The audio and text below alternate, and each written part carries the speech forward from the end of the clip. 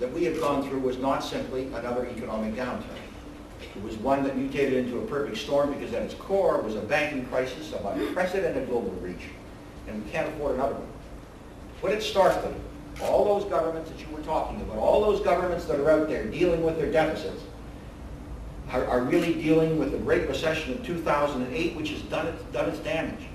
And too many countries, of which Greece is simply the prime example, are now having to confront decimated balance sheets, and none of them can afford to engage in their own deficit fight, only to have it all unravel because of another global banking upheaval. And we're seeing it. We've just seen in the United Kingdom a very tough budget in order to deal with their deficit. And you think about it, if there's another banking crisis, which in fact doesn't look all that great in Europe at the present time, that comes to unravel all of that, there's going to be a huge amount of sacrifice asked, and one has to hope that there will be benefits realized. The great strength of the free market is its ability to innovate. Its great weakness is the tendency to too often take that innovation too far.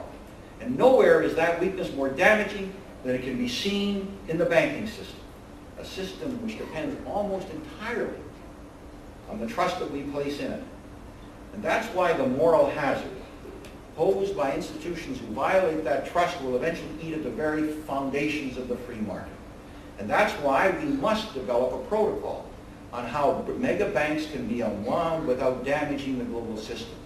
And that's why I agree with the governor of the Bank of England, who said that if a bank is too big to fail, it's too big. I like that too. So this leads me to the third test. Test I would cite as we judge the success of the G20, and that is the need to remind global bankers of the principles of banking. That's to say, we have to strengthen national regulation within each and every country. But we have to recognize as well that national regulation alone cannot deal with the gaps in the global financial system. And furthermore, we have to accept that putting global principles and standards in place is but the first step.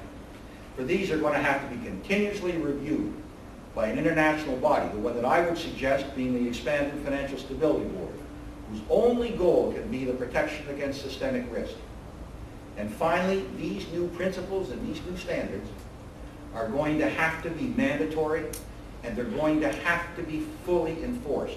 And this is where the rubber really hits the road, because the G20 is considering peer review, and it's considering the public shaming of recalcitrant countries which don't live up to the standards. But clearly, while this is a step forward, it will not be enough. We're going to have the means of enforcement if, in fact, we're going to be able to deal with the banking crisis, with future banking crises long after memories of this one have disappeared. Why do we have to do this? Because we live in a world of seamless capital markets. There are no borders. And if those are the rules that the bankers play by, then those have to be the rules that the referees referee by as well. So, those are the three issues. Where do things stand today? Well, in terms of banking, the G20 has not come down on the single most important banking issue it has to deal with. And that's the core equity, liquidity, and leverage standards for G20 banks themselves. Why are core standards so essential for financial institutions? It's because while sound regulation is crucial, it is no panacea. The truth of the matter is there are no panaceas here. And that's why what financial institutions need first and foremost is a solid foundation, an equity base that will allow for human lapse. And that human lapse is the ravages of the unexpected, but it is also the ravages brought about by human greed. Bankers, as shareholders, and their creditors have to understand that a system whereby financial institutions take excessive risks and earn excessive profits, but the world pays the bill for the failure, is no longer on.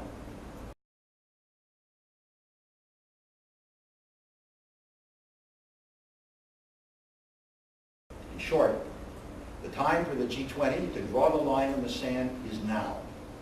But while the right words are being spoken, it's clear from the ongoing delays and the incessant debates that are going on between largely the United States and within Europe that not all of the G20 members or their banks are prepared to carry through. And what the recalcitrants should remember is that the G20 is a global steering committee. It's not a small club of the self-interested. And the question to ask is not how do you keep New York, London, or German bankers happy. It's how do we keep the global economy healthy. And the way it worked is this way. The Bank of Canada bought government bonds for cash. The government paid the Bank of Canada interest on those bonds. But the Bank of Canada, which was publicly owned thanks to Mackenzie King, paid the interest back to the government as dividends. So the net cost of the money was just above zero, just the cost of administration deducted. The money that the government spent into circulation wound up in the private banks. And it became what the economists called high-powered money. And they used this high-powered money as their reserves to increase their lending capacity, because greater reserves allow them to lend more. And so they used the money to lend to people building factories or buying war bonds and so on. In effect, the money creation system in Canada was shared between the Government of Canada through the Bank of Canada and the private banks. And this was the system that got us out of the Depression, helped finance the war, helped finance the post-war infrastructure, including this enlarged seaway, Trans-Canada Highway, and the big airport terminals that we were building, and helped lay the foundation for our social security network. And it continued until 1974 and gave us the best 25 years of the 20th century.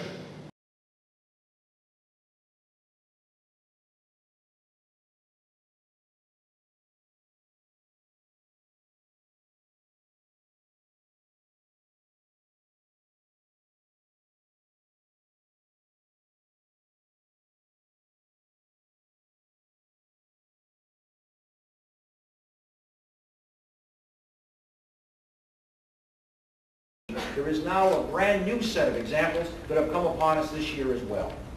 What's happening right now in Europe with the looming bailout of its illiquid, probably in some cases insolvent states, is yet another example of how the unthinkable becomes real. In the last few months, financial markets have stripped away sovereignty's last remaining economic veneer for some of the oldest countries in the world. If anyone doubts that, let them go to Greece, let them go to Portugal or Spain today.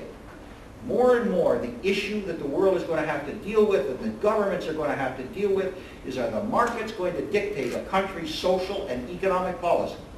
Or are national governments going to recognize their duties to their own citizens, to adhere to international norms, and to work with other countries so that the fear of contagion ceases to be the sword of Damocles overhanging the head of the integrated financial system?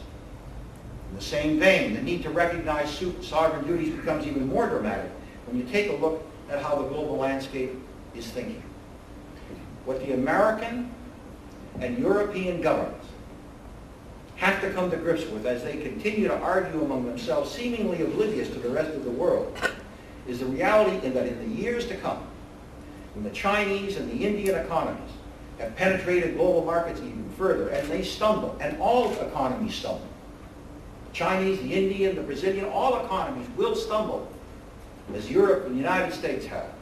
There will be no stimulus package next time round big enough to rescue us if we in the West hide behind petty disagreements to frustrate the longer-term solution to global issues, which is what we are in the process of doing. The time to deal with these issues is now, while we have the opportunity to do so.